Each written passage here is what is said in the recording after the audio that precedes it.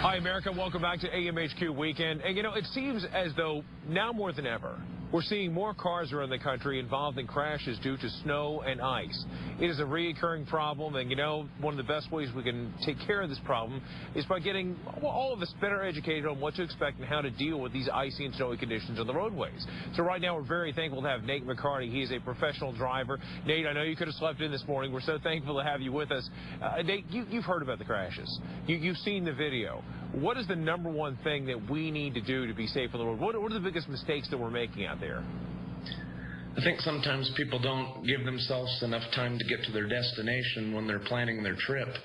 I see people that are following too closely out on the roadways. They don't keep their eyes moving enough to see down the road, to see when other people are stopping up ahead.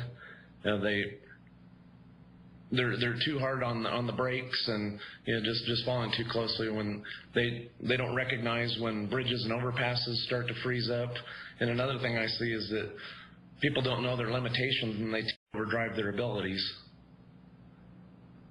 Okay, well then, knowing what causes the problems, what advice would you give people before they make that trip? It doesn't matter if they're going across the country or right down the street. What's the number one thing you want drivers to think about before they take to the road? Well, when you're planning your trip, look at the forecast to, if you can leave a little bit early to get ahead of a storm, or leave a little bit later until conditions improve. Or sometimes when there's no unnecessary travel, see if you can delay your trip for a while until things get better again.